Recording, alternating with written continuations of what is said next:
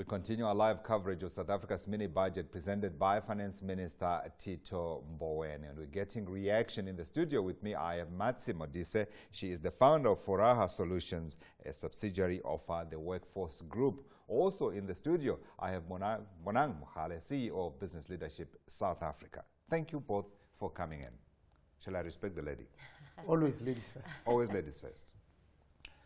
Can I begin with you again and ask, as someone who's involved with the small business sector, did you find anything that you liked in the minister's budget? Earlier in my panel, I asked them if they saw any gifts that the minister came with, and we found very few. It was hard to find the gifts. I think we do miss Tito. He's capable, charismatic. It's a very tough economy right now for him to navigate growth.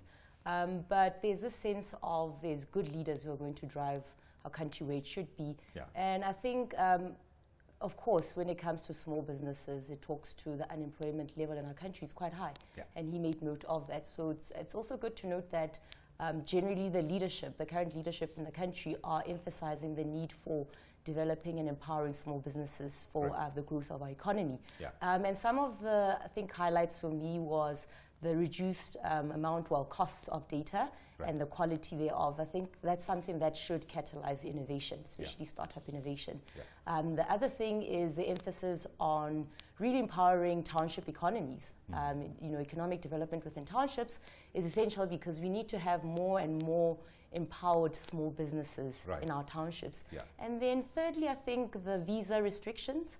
It's quite a positive element of his speech because it talks to our ability to attract investors, investment in our country, and then also skills. Right.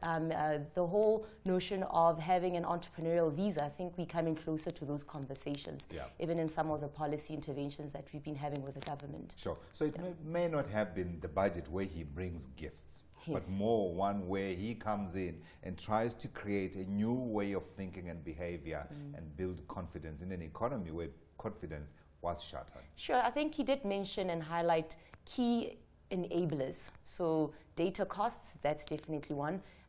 Focus on small businesses as, you know, catalyzing the growth of our economy is also another one. So, of course, this is a midterm, it's a midterm budget, so we can't expect too much, but it's also a build-up from February's, budget that, you know, there is a great emphasis on how do we empower small businesses in our country. Sure.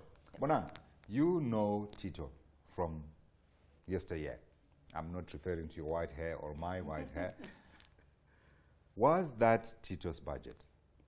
Yes, it was, because remember, when you are a leader, you come in, you inherit whatever is there. Sure. You own it. Your job is to execute. Yes. So it's only a few weeks, but he's a tried and tested hand. Yeah. He's an experienced politician.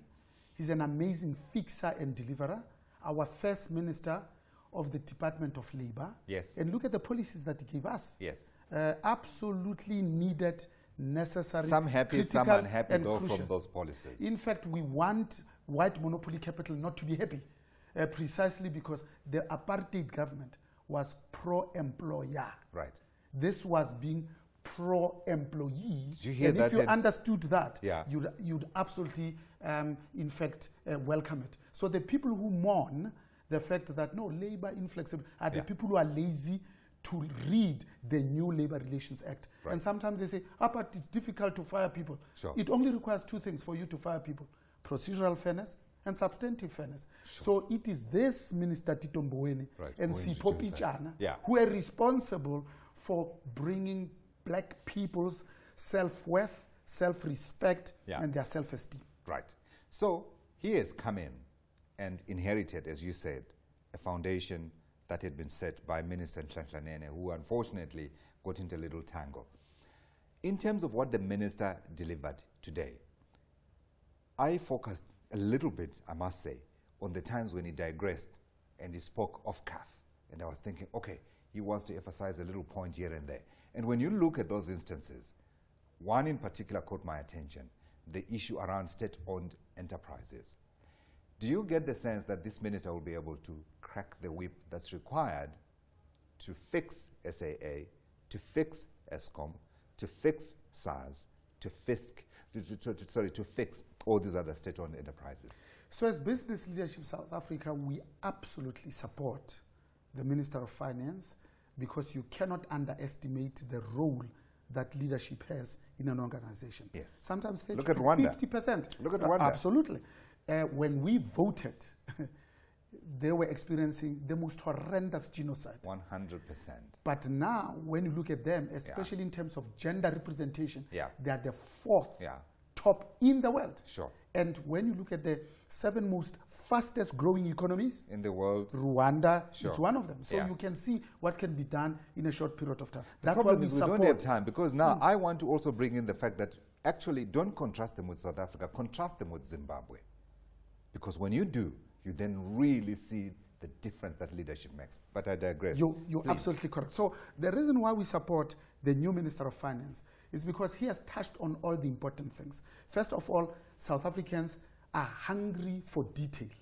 This is a medium-term budget policy statement. Yes. It's policy, not on the numbers. But he gave us much more numbers than we expected. Right. First of all, he says, stop the bleeding. If you stop state capture, which siphons off about 100 billion a year. Secondly, he says, these state-owned enterprises must be well governed. Thirdly, he says, we must focus on project management, because every single solitary one of our major projects has doubled in price. Some of them quadrupled, has taken us 3 times longer to deliver.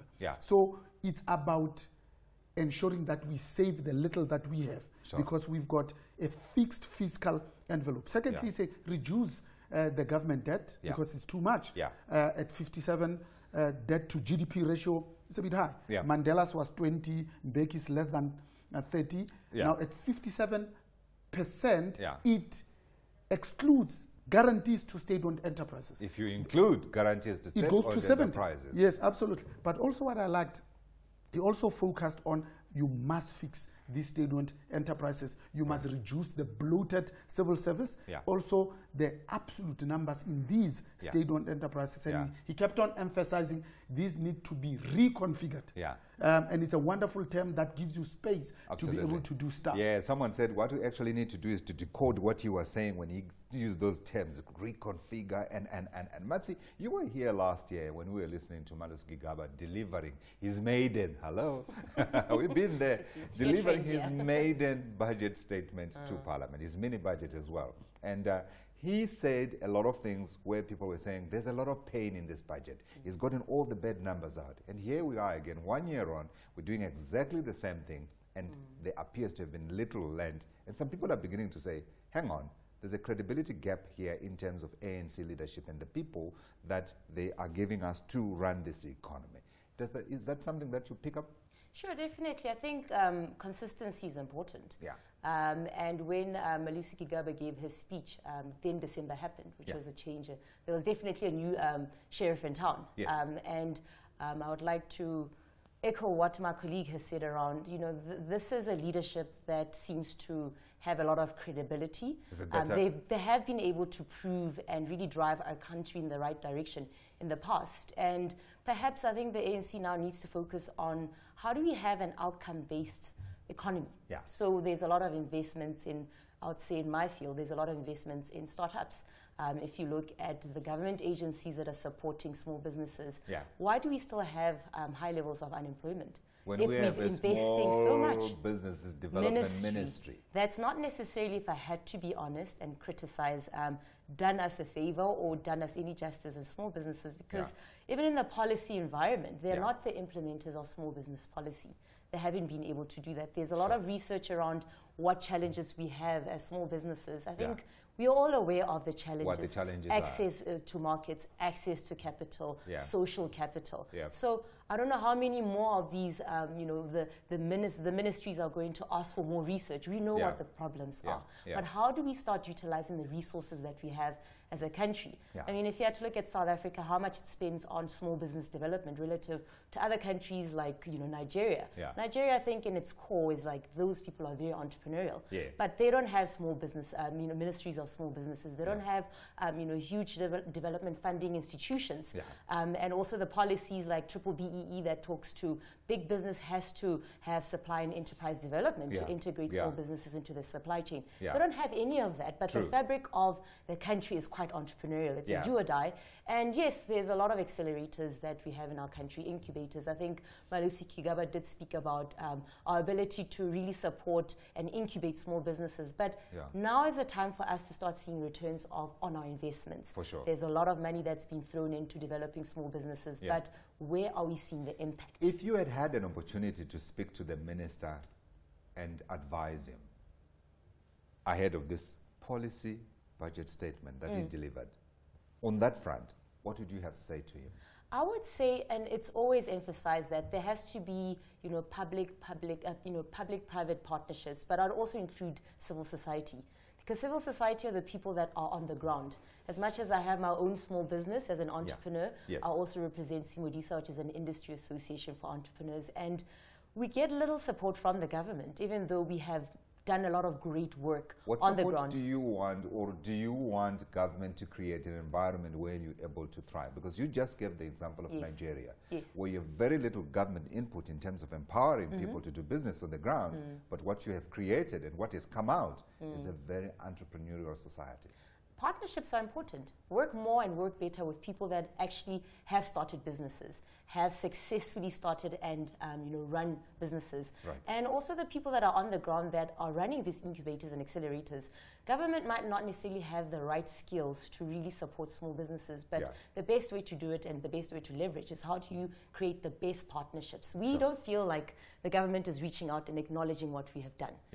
We feel that, well, there's a lot of theory-based interventions that are done, but little interactions. From Ivory Towers. From Ivory Towers. And another example is this wonderful job summit that happened a couple of weeks ago.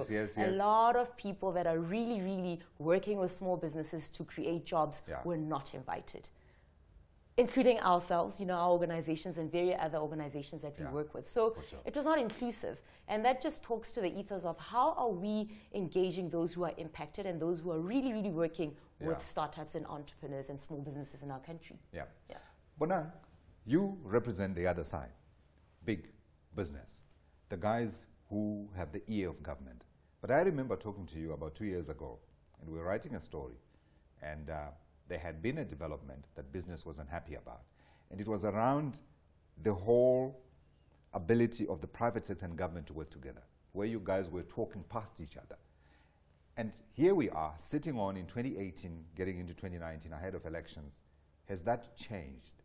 Do you see in the new leadership of Comrade Tumamina an ability to be able to actually listen and then implement things that are important to all stakeholders while being able to grow the economy? It's a difficult, delicate task. Someone said to me, who wants that job? I wouldn't want it. In fact, it's like chalk and cheese. It is like we died and woke up in heaven. It's not just because you disliked Jacob Zuma. No, in fact, we didn't dislike him at all. We disliked the state capture. So you see, in business, we learn to play the ball, not the man. We had chosen sides. We chose to be on the side of angels. He chose to be on the side of the chief enabler and architect of state capture.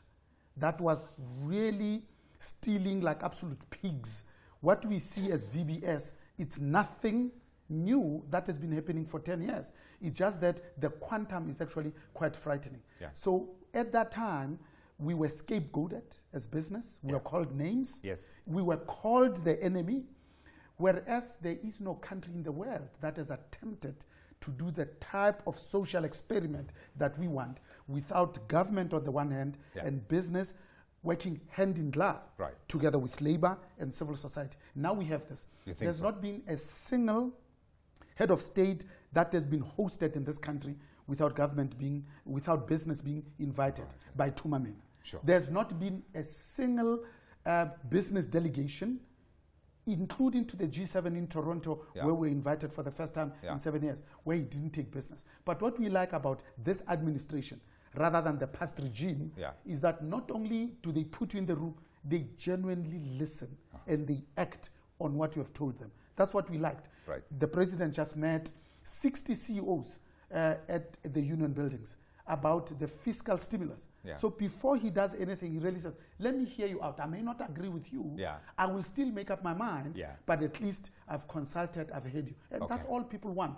So I think what I particularly like about the Minister of Finance, it demonstrates that part because he's a good consultant. And look at how he has been absolutely explicit about puncturing some inflated fallacies that are not helpful. He says, let's leave the central bank's mandate alone. Right. It's not helpful. Yes. Secondly, I forgot to mention this that, issue of a debt to GDP ratio, that's how countries that have chosen to borrow from FDI ought to be measured by. So you chose to play there. Yeah. These are the rules. Sure. Just observe them. Did you see in this budget things that you had advocated for that were included? That's the first part of the question. The harder part is, were there stuff that you suggested that the minister ignored? No, in fact, nothing whatsoever. A lot of it. Did he canvass or was his opinion? Yes, absolutely. But also think about it. This is a continuum of the conversation we had with the president at the launch of YES at the Innovation Hub. And then we had the Job Summit, and we made 5 commitments. Yeah. We've just come back from accelerating youth employment with Harambee in Stellenbosch. Yeah. Tomorrow we start the Investment Summit. Sure. So this is not the government talking right and walking left. Yeah. It's part of the same thing to say, how do we get ourselves out of this fiscal crisis? Yeah. How do we, all of us, do a few things? First, this is not the time to be wedded to ideology. Right. Number 2, this is not the time for politicians to say, I owe allegiance to my political party. It's a time to say, we are all sinking. Sure. Unless we all put our shoulders to the wheel. Yeah. So here it's about saving South Africa Inc. Right. It's called fiduciary responsibility in state-owned enterprises and state-owned companies acting in the best interest of the company, in this instance the country, and not in my own vested interest. Can you imagine we used to have a president who said, I put the party before the country. Yeah. Even though he took an oath of office, you say, can understand that he didn't understand. Yeah, 100%. Matsi, do you want to add to that? No, fully agree. It definitely looks like in the past 10 years, we were finding our bottom. Yeah. And now it's time to rise up. I mean, the Madiba euphoria was literally slummed in the past 10 years. Yeah. But now we have, leadership that is, talks the talk and walks the walk. And as young people, I think it's inspiring to see that we are being heard. Because but it's early days, eh? It's early days, but there's just this sense of implementation. Within a short period of time, we've just seen things happen. What about the perception that this administration is so pro-business that it will not do anything for the poor? It will not do anything for other social partners that are not aligned with business. I make this statement. Sure. I read, as I was coming in preparing for the show, a statement issued by SAFTU. You know who sits at SAFTU, right? His name is Zwelinzima Vavi, and he says, do not expect anything out of this minister. What we should see and expect are the usual things. Stuff that favors big business, stuff that favors the rating agencies, stuff that favors those that are in power. I think our ability to increase the tax income of the country, whether it's from big businesses or small businesses, means that we'll have the ability to ensure that those who are not in a position to participate economically actually they are looked after. So a positive economy means that we have the ability to actually now look after those who are in need, and also the ability for them to now focus on what is the future of this country, the youth. How do we ensure that I think he did say something to, how our education system has to be reconfigured. Yes. It has to be an enabling environment, it has to be a thriving environment. Yes. That talks to, we are now wanting to invest in the future of this country. So as much as there can be, negative rhetoric around don't expect much, we get a great sense about what's about to happen. And also having looked in the past couple of months, the past 10 months of this year, there has been a lot of interventions. There is a lot of corruption that's been rooted out, and that's something that's been looting our economy. Yeah, a big challenge, of course, is creating an environment where small business is able to operate. You speak to economists.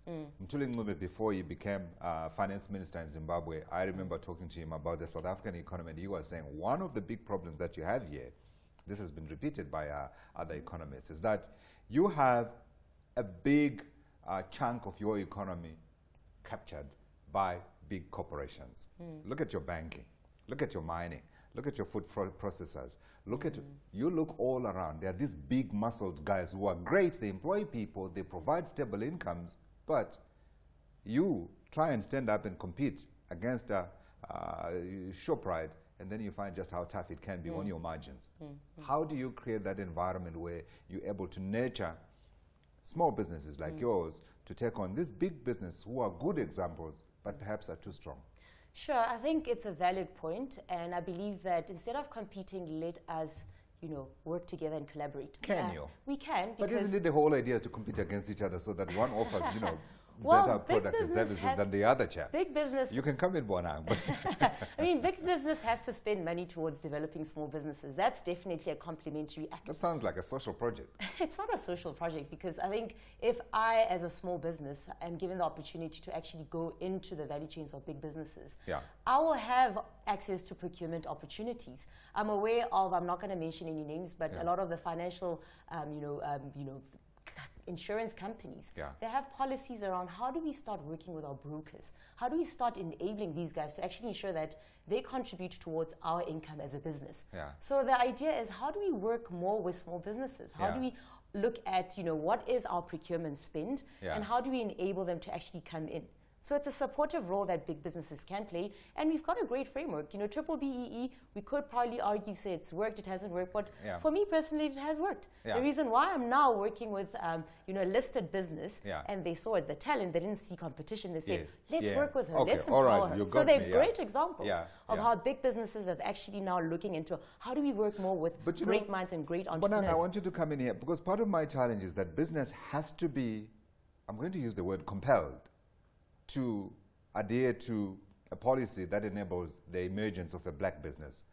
Why was it necessary for that to happen? And I'm digressing a little bit, because we're talking about the budget, but we're also talking about the environment in which government and the private sector exists. Why is it necessary for these rules to be put in place when these should be natural things that business does as a matter of course? Because diversity does not mutually mean you can't grow while you are trying to create diversity, and you're also trying to help those who we know deliberately were kept out. That's precisely the reason why we are at Business Leadership South Africa, to help big business to reorient, to think differently, and to transform. It's sad, tragic, and regrettable that a few of them still think this way, whereas it's manifestly in their interest to develop enterprise and suppliers, because they are creating the markets of the future. It's not socialism. Because when the economy is growing, they also grow, they make more profits. But also when labor says, but this administration is pro-business, they are missing an important point, that developed countries are those that are both pro-business and pro-labor. It's not either or, it's both and together at the same time. Developed countries have demonstrated beyond any shadow of doubt that can you hold two seemingly diametrically opposed ideas in your head and still be able to function.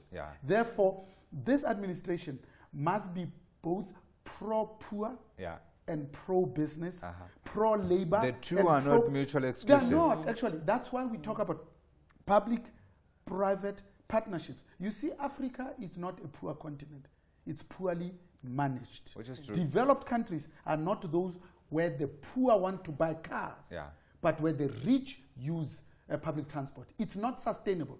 That 10% of big business in this country is responsible for 50% of the income, but 75% of the assets. It's not sustainable that the top 1% is actually occupying 74% of positions of leadership. That's why we want this economy to be broadly reflective of the demographics. Did the minister in this budget, to step back from that, do proper clean house here? Are there still stuff that he has left that he could have taken advantage of for his newness, if you like, to try to make sure we're not talking about the same song 1 year on like we did this year? But you see, what I like is it's broad strokes to allow him scope to really do. When he says restructure state-owned enterprises, you can read there that the notion of equity partners is now acceptable and is going to be pursued. You can read there to say, why do we need government owning 3 separate airlines with 3 separate boards, with 3 separate back offices, when you can have one, Mengu, South African Express, and SAA. Are you using technical terms, Bonang, here when you're talking about privatization? Exactly. I am. Exactly. Absolutely. You say, even if we didn't want to privatize, we have no money to continue to bail these out. Therefore, like Ethiopia Airlines, this now becomes interesting. But because it's a policy, he says reconfigure, restructure to give himself room. We have no choice but to work with the I've never asked you this. Should we let SAA go for a pound? Not for a pound. Sorry, for a rand. In fact, this is where, as a country, as a people with great natural endowments, we confuse the benefits of a national airline with ownership. You don't have to own a national airline. As in it just needs to connect people for the economy to grow. So Africans the world over, even the poorest of the poorest, they want to see their flag on the tail of their national airline, even if it's unaffordable. There are some countries that less than 2 million population, but they want to have a national airline. It's like the old homelands. Every single solitary one of them had an international airport. You want to come in? No, absolutely. And I think his emphasis on skills, the right skills for the right leadership, it's so important. We need to have people that know what they're doing. People that have a sense of, for us to really take this country to the next level, we need skilled individuals in our leadership. We can't say, if you don't have a matric or if you don't have a doctorate, I'm going to the extreme now, you should actually be handling the budget of a country or, a particular important critical ministry within our country. So I like that component of now we're going to focus on credibility. Accountability is very, very important. And deploying the right skills into the areas where they are required. Absolutely. Should we sell SAA? It's an interesting one. It is. I think like collaboration between public and private sector, they could be a good play for that. Can I tell you why it should not be, there shouldn't be collaboration? Why? Since I started reporting on the transport sector in South Africa, that's about 15 years ago, SAA has gobbled up, I have totaled up the totals, more than 30 billion rand. Sunk into SAA. You tell me what 30 billion rand could have done for the people in Soshanguve or the people in Matatiere. Why is it necessary to continue pouring money after bad? Which is what I mean. So maybe there should be a radical rethink in terms of how our government approaches these state-owned enterprises. Beyond fixing them, I think strategic decisions need to be taken to go past ideological defenses that say, you can't talk about privatization. In fact, we should hang our heads in shame that the national carrier used to have a 70% market share. In 2007, this market share was whittled down to 35% domestic market in their own backyard.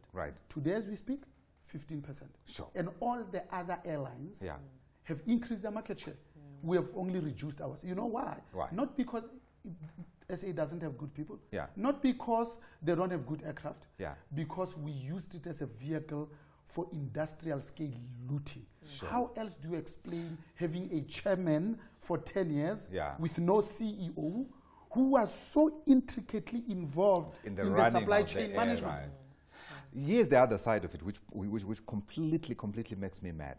Bonang, and I'm glad you're here. I don't have a minute. I want 10 minutes because I want to ask Bonang about how you balance. Because part of the challenge that I saw at SAA was that you had a board that sort of focused on taking away supplies from those that were benefiting in the past. In other words, those that had been supplying SAA for the past whatever years since the establishment of SAA. And we know who those are. Versus newcomers who are coming in and saying, okay, I can also do this. How do you balance those two? Because the noise that you had largely, in part, came also from those who lost business because that business was going to black-owned companies. But you see, that's where we miss the point. We did not fight for a liberation to replace white oppressors with black oppressors. No, to replace white thieves with black thieves. We fought so that all the monies that is collected from the fiscus improves the quality of lives of the majority of our people. The challenge is simple, is how do we get the bottom half into the middle class? If we do that, you and I sleep better at night. Mark him. in his maiden budget statement, out of 10. 8 out of 10. 8 out of 10. Yeah, I would say 7.5, 8. 7.5, 8. I would say that. Therefore, I was quite impressed. Out of 10. Tito Mboweni is a man who's liked by business and small business, at least according to our panel here. I'm quickly taking a look at, though, the people who own the more, how shall I put it, amount of money. And these ones are saying, thumbs down, boss. 1.72%, the rand is weaker against the dollar as we speak. That's a reversal of almost 2% on the day. Bonang, thank you for your time. Thank you, Matsi, for coming in. Pleasure.